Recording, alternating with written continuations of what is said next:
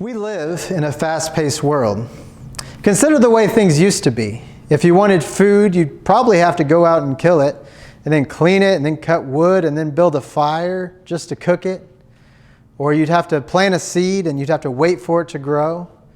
If you wanted water, you'd have to go out to a well or a stream to draw it out. Nowadays, you can open your fridge or your pantry for food.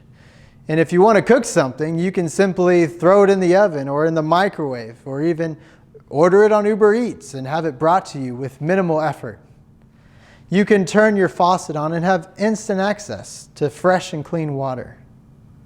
This world that we live in promotes instant gratification instead of the virtue of patience.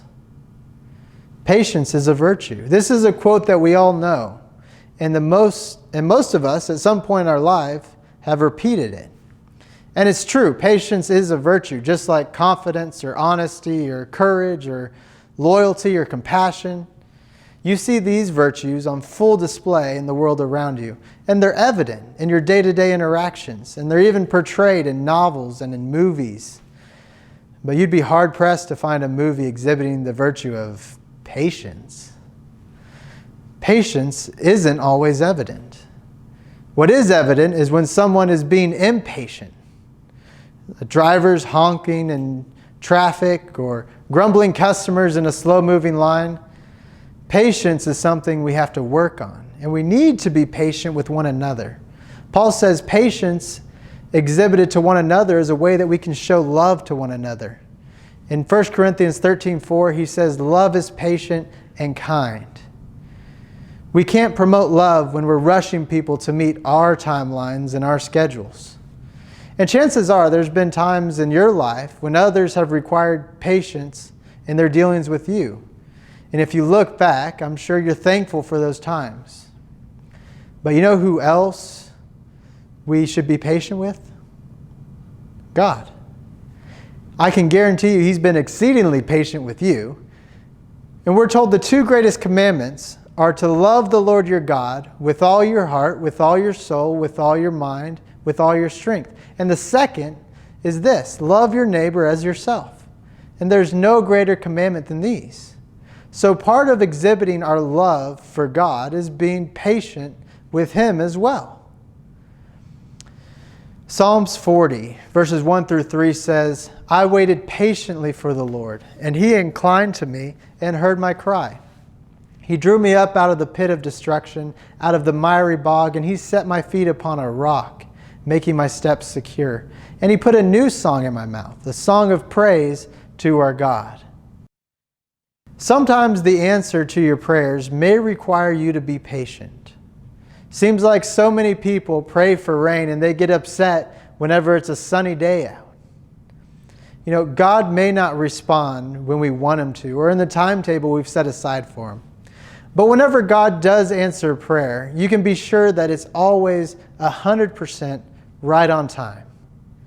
Sometimes it doesn't seem like, or sometimes it does seem like we're in a pit of destruction, as the psalmist writes here. And we pray to God and we wait for an answer, and He doesn't answer in the time frame that we've set aside for Him. And we get discouraged. But if He comes too early, then we miss out on a valuable lesson. We won't learn that after I've exhausted all of my resources, that the all-powerful God can move and make things work out. Sometimes you have to wait until you have nothing else but God for Him to step into your situation and answer your prayers. And it's always on time. He's the one who's able to pull you out of that miry bog and set your feet on solid ground. Joseph is a great example of how patience should be exhibited in the life of a believer. He had dreams of being a great man, and his brothers hated him for it. Joseph's life literally ended up in a pit, and then he was sold into slavery. And what would you do? Probably grumble and complain just like the impatient people that we talked about earlier in traffic and waiting in line. But that's not what Joseph did. He served Potiphar patiently, quietly, without complaining. And then he was falsely accused and thrown into prison. Still, he quietly served without complaining. He waited patiently till God brought him out of the pit of destruction after spending 13 years in slavery and imprisonment, and exalted him vice president of Egypt. This is a great example to us, no matter what situation we find ourselves in. 1 John 5:14 says, "This is the confidence we have in approaching God, that if we ask anything according to His will, He hears us."